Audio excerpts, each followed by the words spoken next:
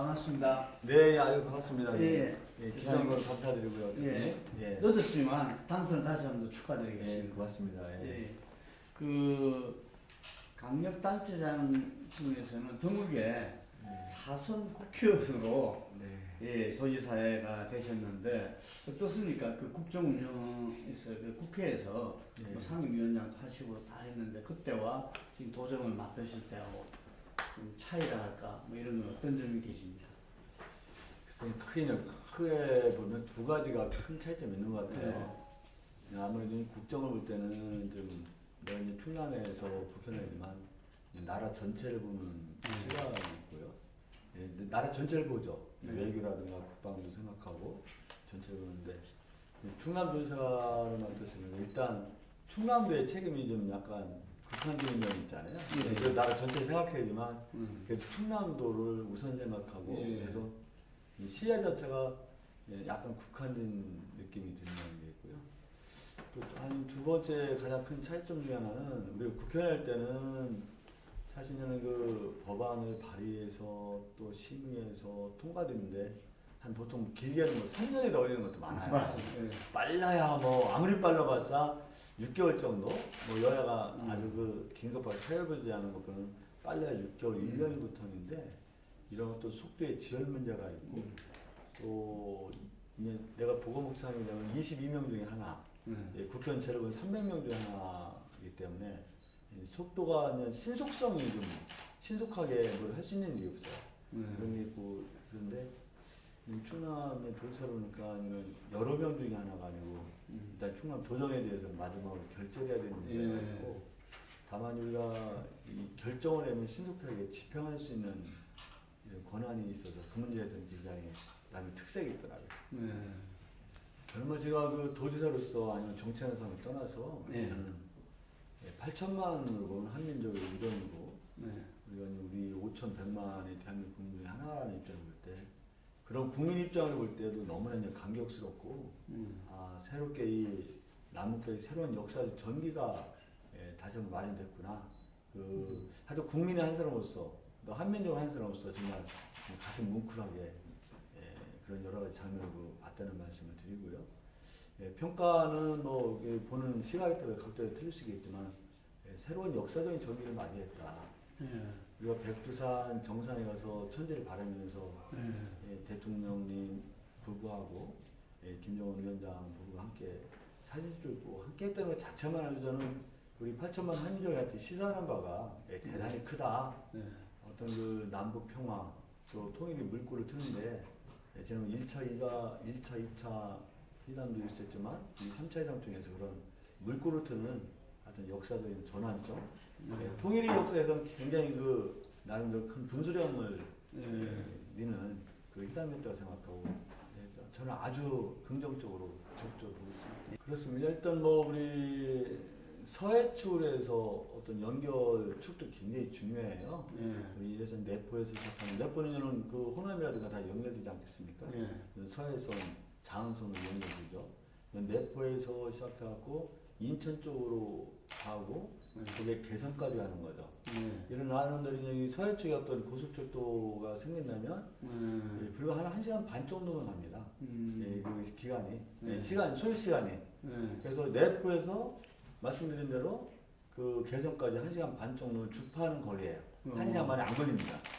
그래서 이거는 만약 서울 경부 쪽으로 서울로 가게 되면은 굉장히 한 3시간 이상 걸릴 수가 있죠. 어떤 교통 문제도 여러 가지가 있고 그래서 이런 그 남북 통일로 가고 남북 경협 과정에서 이 서해축 철도가 연결이 되고 완성된다면 북한과의 어떤 연결성도 훨씬 더 강화될 뿐만 아니라 어떤 시간적 거리가 굉장히 단축되죠. 뭐 생각해 보세요. 우리가 개경까지 하고 이럴까지 하는데 1시간 반 정도면 충남에서 하는데 그러면 충남을 이 내프로 그래서 호남으로 연결되면 이 광주라든가 저 목포까지 해서도 굉장히 빠르게 연결되는 거거든요. 이미 장흥선을 가고 있으니까요. 그래서 이런 서해축을 중심으로 해서 어떤 철도가 연결되어야 된다는 생각이 있고요. 말씀하신 대로 이게 북한과의 관계에 따라서 중국하고 가장 이 거리가 짧은 거리가 우리 충남 서해안이거든요. 서산이라든가 그러지 않겠어요? 그러면 이걸 통해서 재작년 어떤 소산의 민항을 만들어서 중국과의 항공로도 좀 개통하고 또 어떤 그 지금은 해상은 이게 발달돼 있지만 해상도 더 강화하고 어떤 항만 구축이라는 걸 통해서 그리고 또 궁극적으로는 이런 것에 대해 한중 해저 터널도 우리가 충분히 논의될 수 있는 거죠. 이 경제성이라든가 천문학적인 비용이 소요되는 것 때문에 본격적으로 논의는 아니지만 이런 북한과의 관계 또 중국에서 한화해권 시대가 되는 게 아니겠습니까? 이런 거라면 이 한중 터널을 통해서 우리 중국과의도 아주 단시간에 갈 수 있는 해저 터널을 통해서 우리가 할 수 있는 그 원단 구상도 충분히 생각할 수가 있죠. 뭐 하여튼 우리가 수도권 규제했을 때는 말씀하신 대로 충청남도에 1년에 2006년도 정도는 1년에 제일 많이 이전할 때는 한 378개까지 이전이 왔습니다. 수도권에서 이전 기업이. 이게 이제 이명박 대통령께서 수도권 규제를 완화했고 박근혜 대통령께서 이 규제를 더 완화를 했죠. 그 영향으로 한 378개 이루어진 수도권 이전 기업이 지금 한 40개가 안 이릅니다. 10분의 1로 완전히 그냥 10분의 9가 더 이전이 안 되는 거죠. 이런 어려움이 있는데 그럼에도 그냥 충청남 같은 건 아시겠지만 우리가 대한민국 최첨단 제조업의 어떤 집적지 아닙니까? 삼성전자가 있고 반도체가 있고 현대자동차가 있고 현대제철이 있고 대산석유학단지가 있고 그래서 우리가 작년에 보통 충남이 대한민국 무역 흑자액의 한 80% 정도 차지합니다. 작년 우리가 수출만 798억 달러를 했고 수입이 한 304억 달러를 했고 국민들이 잘 모르는 잘 사실입니다. 모르십니다. 그래서 대한민국 총 수출액의 하여튼 그 70% 80%를 충남에서 합니다. 금년도 1월에서 6월 달까지만 해도 우리가 무역자가 한 299억 달러를 했거든요.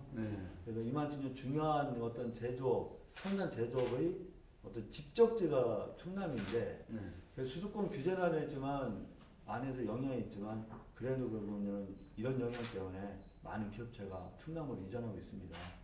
여기서 우리가 기업화에 좀 충남을 통해서 수도권 이전 기업에 대해서는 특별히 우리가 더 인센티브를 많이 주려고 합니다. 그래서 이 본사가 이전했을 때는 설비 투자의 한 10% 정도까지 우리가 인센티브 주고요.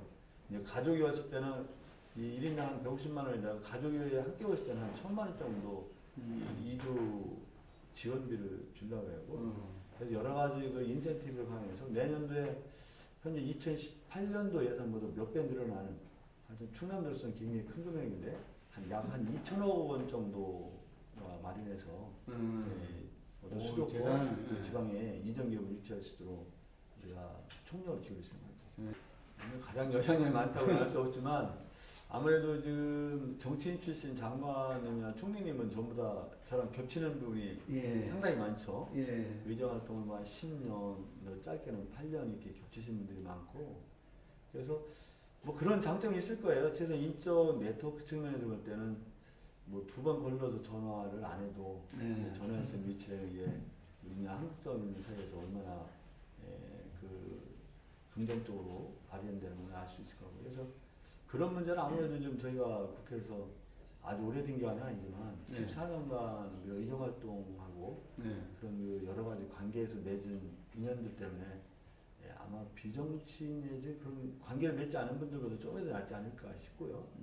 이미 또 충청남도 공직자들이 원래 열심히 해줘가지고 2019년도 예산 확보액에 한 지금 현재 확보에 한 90% 가까이 이미 확보했습니다. 아 그래요? 그래서 예산 심의 단계에서 예결위 단계에서 우리가 한 10% 정도만 하면은 이미 한 6조 원 정도가 우리가 확보됐고요. 한 2조 2천억 정도만 더 확보하면 되는데 아마 지금처럼 총력을 기울인다면 남은 그 예산 심의 단계에서 목표의 100% 정도 채우지 않을까 생각하고 큰 과제죠.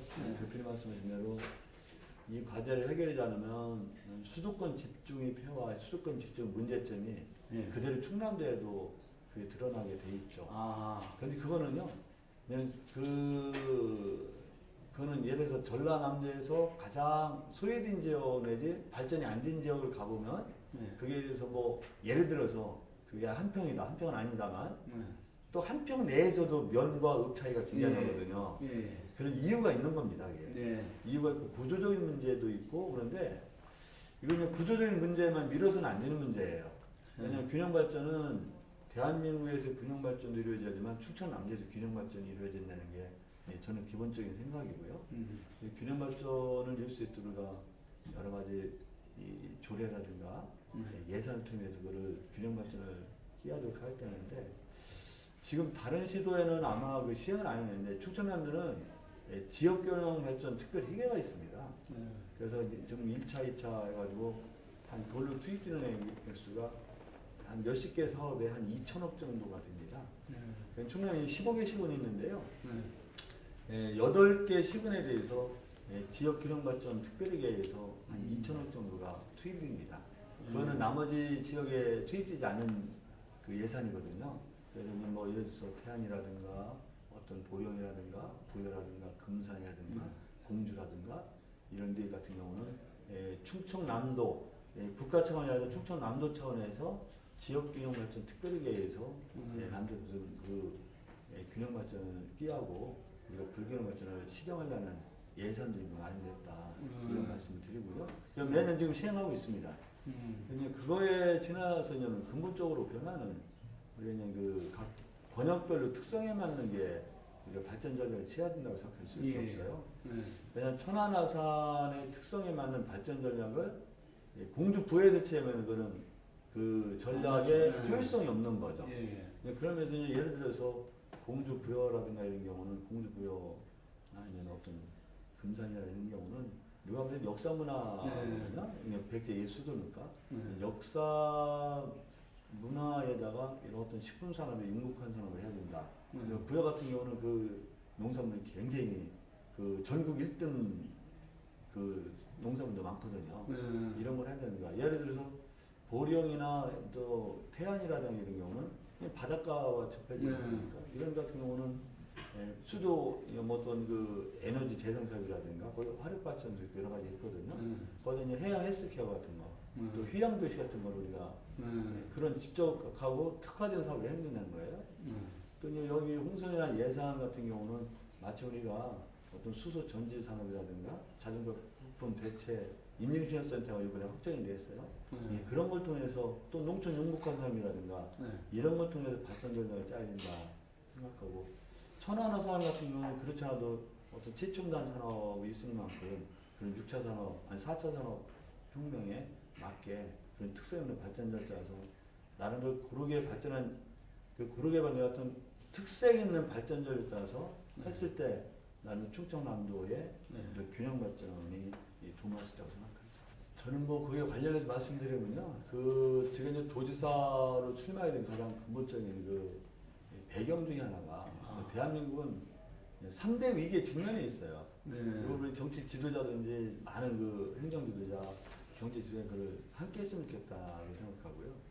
하여튼 이 3대 위기를 극복하자면 저는 대한 미래가 어두운 게 아니라 아마 미래가 없다라고 생각하죠. 절박한 마음을 갖고 있다는 말씀을 드리고요. 그래서 3대 위기는 뭐냐? 가장 중요한 건 사회 양극화 위기입니다. 이 사회 양극화가 우리 대표님도 들어보시라겠지만 예컨대 이런 거거든요. 지난번에 통계청에서 2분기 가구별 소득을 발표했는데 상위 20% 가구가 913만 5천 원이에요. 하위 20% 가구가 얼마냐면 132만 5천 원입니다. 가구별 소득이 130만 5천 원이면 그분이 1,000만 명이거든요. 1,000만 명 살아갈 수 있는 터전이 없는 거예요. 가구별 소득이 130만 원 어떻게 살아가겠어요? 어떤 이전 소득이라든가 남다 어떤 여러 가지 부조 일을 받지 않으면 살아갈 수 없는 소득이죠. 하위 10%는 84만 원 정도입니다. 10%는? 예. 이런 소득이 있죠. 한 32.8%에 이르는 비정규직이지 않습니까? 대한민국 근로자의 30.8%가 비정규직인 게 정부 통계거든요. 이런 엄청나게 많은 비정규직. 보다 한 1970만 명 정도가 우리가 임금 근로자인데 우리가 16년 통계를 보면요. 200만 원 이하가 44.2%입니다. 100만 원 이하가 11.4% 정도 되고 100만 원, 200만 원 이하가 34.4% 정도가 되거든요. 그러니까 이런 저임금 근로자 문제, 거기다 그걸로 비롯되는 어떤 높은 주거 비용 문제, 그러니까 이런 사회 양극화 현상이 너무나 만연돼 있는 거예요. 너무나 만연돼 있으니까 심각성을 덜 느끼도 해요. 그런데 많은 사람이 희망이 없죠. 그래서 우리가 뭐 사회조사를 보면은 대한민국 60% 정도, 62% 정도 사람이 희망이 없다는 겁니다. 내가 아마 열심히 해본 널 비정규직 정규직 갈 것 같지도 않고 더 잘 살 거야. 그런데 그러다 보니까 뭐 우리 이게 좀 많이 우리 국민들이 좀 반응해야 되는 게 같이 국민이 70%가 여건이 어렵기 때문에 이민 가고 싶대요. 통역 그 정도나 되나요? 또 특히 젊은 청년들은요 88% 가고 싶다는 겁니다. 우리가 전쟁이 일어나는 나라도 아니고 뭐 종족 분쟁이 일어나는 나라가 아니지 않습니까? 이렇게 1년 제표 3만 불을 바라보고 총기 투기가 세계 10위권이라고 자랑하는 대한민국에서 국민이 70%가 이민 가고 싶다는 거는 심각한 반성을 해야 돼요. 저는 기반이 붕괴되고 있다고 봅니다. 여기다가 우리가 지난 실제로 보면 10년간 한번 대표님 통계를 가져오라 그래서 보시면 알지만 지난 10년간 실제로 국적을 포기한 사람이 22만 명입니다. 아마 모르긴 몰라도 탈북자보다 탈남자 대한민국 국적을 포기한 사람이 많을 거요. 지난 10년간만 보면 이런 심각한 우리 공동 기반이 붕괴 현상이 일어나고 있다고요. 그 자살률 1등을 세계에 한 14등 하는 거, 14년에 하는 거 아니겠습니까? OECD 국가에서. 어제 나온 통계는 라트비아인가 어디보다 좀 낮아졌다 그러지만 그래도 작년에 많이 낮아졌다 그래도 12,400명 정도 스스로 목소리를 끊었습니다. 이런 현상이 사회 양극화를 해소하지 않으면 대한민국 미래가 없어요. 절대 사회 통합을 통해서 대한민국 어떤 이 지속 가능한 발전을 담보하는 게 안 됩니다. 저는 이 문제를 해결해야 된다고 보고요. 이 고령화 문제는 어쩔 수 없는 거지만 고령화 문제 대처가 안 되는 거예요. 그러니까 어르신들이 한 49.6%가 빈곤이라는 거 아니겠습니까? 노인자 사주율 또 16년에서 세계 1등을 하고 있어요. 우리가. 예, 이런 문제. 이게 해결하면 뭐가 의미가 있냐고요. 1인당 대표 10만 명 대원들. 노인 빈곤율 세계 1등이고 노인 자살률 세계 1등이 무슨 의미가 있죠? 국민 70%가 이민 가고 싶다는 게 1인당 대표가 3만 불에서 10만 불 무슨 의미가 있냐고요. 이건 심각한 문제. 이게 해결해야 돼요. 저출산은 더 한심한 거죠. 우리가 뭐 잘 아시다시피 1971년도 102만 명 태어난 게 2000년에 63만 명이 떨어지고 2002년에 49만 명이 떨어져서 13년, 14년, 15가 43만 명대입니다. 16년도에 40만 8천 명이 태어났는데 17년에 35만 7,800명이 태어났어요. 올해는 32만 명이 예상됩니다. 71년도에 102만이 2017년에 35만 7,800명이면 반토막 더 났죠? 반의 반토막 겨우 넘는 거 아니겠어요? 나중에 누가 세금을 내서 감당할 거예요. 그러니까 이 상태면 삼성경제연구소 연구 결과면은 우리가 2011년인가 12년에 발표했죠. 5천만 인구가 2,100만, 2,468만 명 남지 않고 2,500명은 33만 명 남는 데요. 그러니까 영국 옥스퍼드 교수가 데이비드 콜벤이라는 사람이 있는데 이 사람이 2005년도에 그런 내용을 합니다. 세계에서 가장 먼저 소멸할 민족 1호 국가. 우리 대한민국이라는 거예요. 꼴찌니까. 근데 이게 2만 점은 출산율이 아니에요. 학교 출산율이 1.3이 안 되는 걸 초저출산이라고 그러는데 초저출산 국가를 경험한 나라가 11개 국가가 있어요. 다 극복했습니다. 우리만 16년째예요. 2등하고 너무나 차이 나요. 아까 말씀드린 대로 지금 40대가 한 860만 남았는데 0세에서 9세가 지금 한 435만 밖에 안 남았어요. 30년을 차이 들고 얼마 차이나 420만 명 차이 납니다. 어떻게 감당할 거예요, 나중에? 안 돼. 나라 망하는 거예요.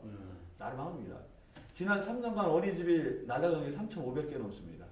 어린이집에 시작했어요. 산부인과 전공의 선택이 2000년에 비하면 3분의 1도 안 됩니다. 산부인과에서 시작했어요. 산부인과 없는 시군 많습니다. 이게 이제 그런 데서 부분부적으로 시작하면 이게 전반적으로 갑니다. 올해 예를 들어서 이 취업인구라든가 어떤 그 성장 문제가요. 왜 그러냐? 40대에서 30대가 120만 명 차이 납니다. 이게 40대가 우리 성장 동력의 가장 중추적인 세대거든요. 가장 소비를 많이 하고, 가장 돈을 많이 내고, 가장 세금을 많이 내고, 가장 건강보험을 많이 내고, 가장 국민연금 보험료를 많이 내는 세대예요. 이게 30대하고 40대 왜 120만이 적어요? 매년 12만 건씩 줄어드는 겁니다. 어떻게 감당할 거예요? 10년 가면 이 상태로 가면 교통, 고속도로 통행량, 뭐 자동차 판매 대수 줄을 수밖에 없습니다. 더군다나 20대에서 10대가 한 145만 명 차이 나거든요. 앞으로 10년 가보세요. 소주 판매, 맥주 판매 줄어요. 이런 심각한 현실을 우리가 좌시하고 또 외면하고 절박하게 생각하자면 저는 그냥 미래가 어둠이 아니라 망한다고 생각합니다. 제가 국회의원 14년 한 사람이 나라가 망한다는 표현을 쓰는 건지 뭐해요? 우리도 책임 있는데 그렇지만 저는 확실하게 이상 들어가면 망할 것이라는 생각이 들어요. 감당이 안 돼서 대탈출이 벌어질 수도 있어요. 40년 수령하면 어떻게 할 거예요? 저는 그래서 제가 돌아다니면서 충청남도가 여러 가지 재정상의 한계도 있고 우리가 법률을 못 만들잖아요.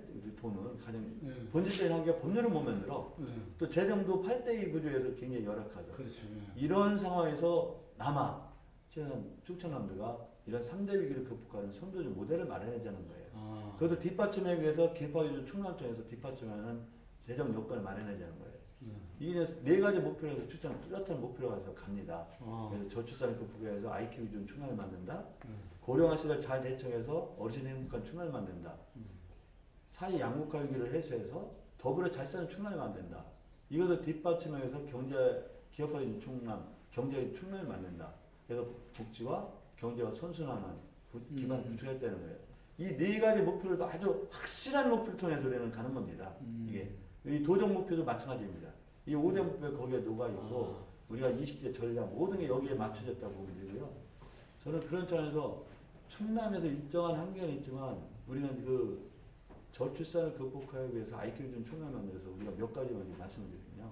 말씀드리는 7월 2일 날 도지사 1호 결재가 임산부 전용 창구입니다. 임산부 전용에서 도에서 7월 2일 날 시작을 했어요. 해서 시군하고 같이 또 회사에서 했어. 농협 하나는 했어요. 병원 터미널에서 지금 지난주에 2093군데에서 임산부 전용 창문 내지 우선 창문을 만들었습니다. 근데 이걸 하나하나 이런 쌓아가자는 거예요. 이런 사회적 분위기를. 출산 친화적 분위기, 결혼 친화적 분위기 이런 거 쌓아가자는 거예요. 그리고 이제 당장 8월 1일부터 우리가 충청남도에 20개 산하기관이 있습니다.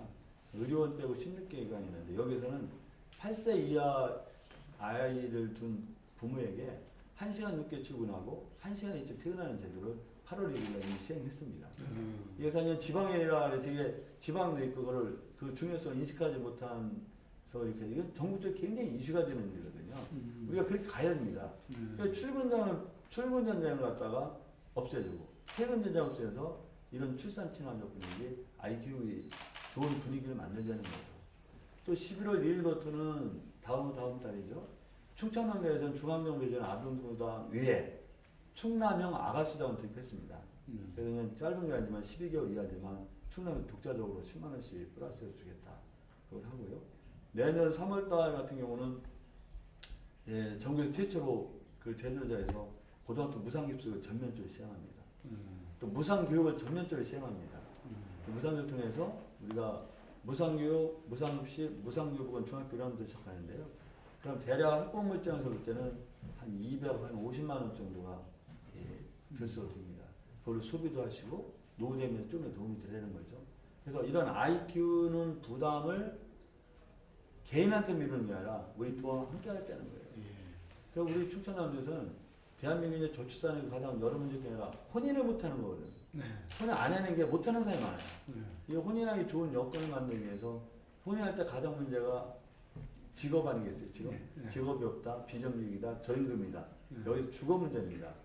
그리고 충청남도에서는 이 주거 문제를 해결해서 어떤 방안을 했냐면 내년부터 본 예산에 들어가서 했는데 우리가 충남형 사회적 주택, 충남 더 행복한 주택을 명명했는데 우리 더 행복한 충남이 슬로건입니까? 이걸 만들어서 5천만 원만 있으면 월세를 안 받습니다. 근데 5천만 원 어떻게 하냐? 중앙정부라든가 이런 그 융자를 받면서 5천만 원 얻을 수가 있어요. 그러면 그 융자된 이자는 충남도가 부담할 겁니다. 그러면 우리 젊은 사람들은 그 평수를 12평, 13평에 안 할 겁니다. 그 전용 면적 20평.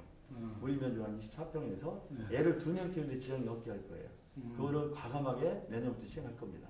내년부터는 터 부지 확보가 돼가지고 한 21년 동안 입주를 할 겁니다. 그게 이제 성공적으로 간다면 우리가 대폭 확대해서 우리가 1,000호부터 시작할 건데 이걸 대폭 확대하겠다. 그래서 우리 젊은 사람들이 주거 문제 때문에 결혼을 꺼리고 출산을 꺼리는 문제에서 우리가 해소시켜주겠다. 그래서 충남형 사회적 주택, 더 행복 주택을 제도 도입하고 이런 여러 가지 하나하나 쌓아가지고 우리가 충남에서가 이런 IQ 전 충남 통해서 저출산을 극복하는 하나의 시금석, 이 모델을 마련하자는 거예요. 그래서 그 제도가 올해 매년 이렇게 시행되고 있고 시행할 계획이라는 이미 본 예산 안에 들어가 있습니다. 심각하죠. 왜냐하면 대한민국의 화력발전소가 한 61기가 가동 중인데 우리 30기가 충남에 있습니다.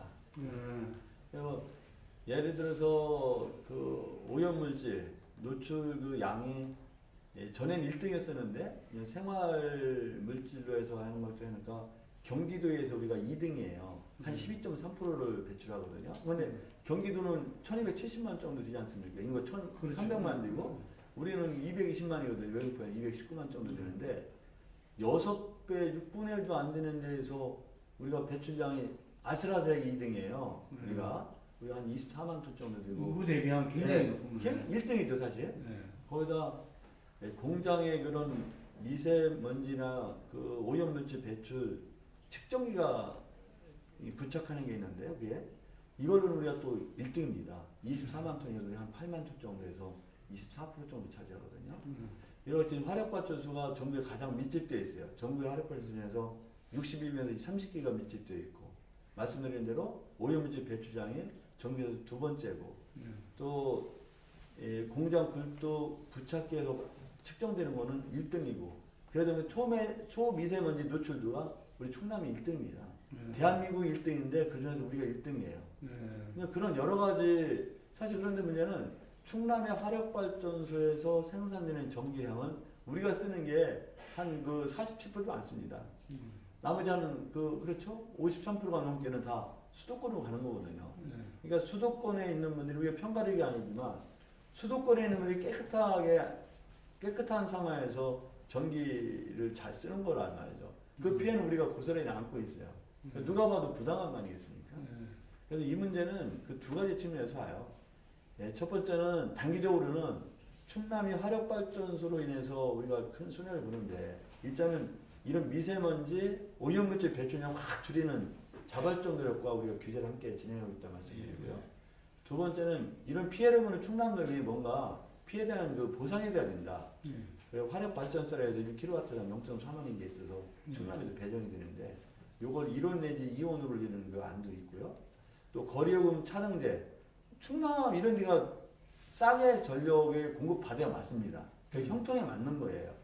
그런 것도 좀 주장하면서 근본적으로는 이런 그 화력발전소를 친환경 발전소로 대체해야 된다. 그래서 우리가 대략 그 노연한 기간이 30년인데 25년으로 바꾸고 그러면 한 30기가 중에서 14기가 25년에는 25년 노후 기간이 됩니다. 그래서 친환경으로 전환해야겠다. 궁극적으로는 이런 석탄 화력발전소는 친환경 발전 전면적으로 교체해야 된다. 그래서 더 우리가 단기적으로 하고 있는 것 중에 하나가요. 우리가 지금 석탄 화력발전소 노후 기간이 30년인데 지금 30년 넘는 그 화력발전소 두 개가 가동 중이에요. 두 기가. 이거는 조속하게 폐쇄해야 된다고 생각합니다. 일단 그 몇 가지가 있는데요. 가장 큰 거는 하여튼 현장에 답이 있다고 생각합니다. 100번 듣는 것보다는 한 번 가서 보는 게 훨씬 낫다. 현장에 답이 있다. 뭐냐면 그 우문 현답이라 하잖아요. 우리 문제는 현장에 답이 있다. 그런 정신을 갖다가 직접 실천한다는 차원이 있고요. 또 한 번 예를 들어서 어제 청양에 가면 종합적으로 검토하게 됩니다. 청양의 현안 문제가 뭔지, 청양의 발전 전략이 뭔지, 또 현안이 아주 시급하게 해야 될 과제가 뭔지 이런 현안 문제와 발전 전략을 좀 검토를 하게 돼요. 검토하고 가야 된다 이제. 근데 검토를 안 해갈 수는 없죠. 거기서는 그 어떤 주민과의 대화도 있고 군수로부터 대화도 듣고 그렇기 때문에 그래서 그런 측면을 보면은 우리가 현장 방문, 시군 방문은 의미가 작지 않다. 이건 굉장히 큰 거다. 그래서 우리가 그렇다고 충남도정 전체에 대해서도 우리가 파악하려고 노력하겠지만 아마 15개 시군에서 한 바퀴 다 순위를 하게 되면 각 시군의 여러 가지 문제를 보다 적절하게, 보다 정확하게 파악할 거라고 생각해요. 일단 충청남도에서 그간 또 도의회라든가 시민단체에서 주장하는 인사청문 제도를 과감하게 도입했다. 이런 말씀을 드리고요. 그래서 한 7개 군데에서 인사청문을 하기로 도의회와 협의를 했습니다. 그렇다는 말씀을 드리고요. 하여튼 공공기관장 그 인사 문제에 대해서 우리가 이 적재적소에 적임자를 좀 뽑으려고 노력하겠다는 말씀을 드리고요. 네. 돈의 이제 공직자 이런 어떤 그 산하기관의 공공기관의 인사도 중요하지만 우리 돈의 공직자 인사도 중요한 거 아니겠습니까? 네. 그런 문제도 하여튼 뭐 열심히 일 잘하고 능력 있는 사람 뽑는 거는 그건 기본 원칙이에요. 우리가 보통 주력한다는 걸 쓰죠.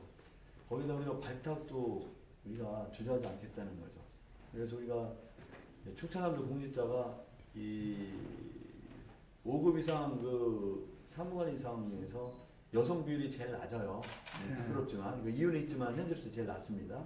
그래서 여성을 발탁하고 이 여성을 발탁하는데 주저하지 않겠다. 또 열심히 일하고 능력을 있고 일정한 성과 있는 사람을 발탁하는데 주저하지 않겠다는 거고요. 세 번째 주안점은 저는 그 패자 부활전이 실현되는 사이가 공정한 사이라고 보고 정의로운 사이라고 봅니다. 한두 번 인사에 늦었더라도 그분이 또 신길전에서 그랬으면 충분히 다시 한번 그분이 제 기회를 줘야 된다는 게 제 생각이에요. 그래서 어떤 주경 내지 발탁 이런 그 부재 이 차원에서 보겠고요. 하여튼 뭐 여성 공무원이 좀 특별히 좀 우리가 더 발탁 차원에서도 보겠다는 말씀드리고 특이한 점은 우리 10월 1일부터 시행하고 있는데요. 이 출산 공무원에는 인사 점수에서 이 가점을 줍니다. 10월 1일부터 시행을 했습니다.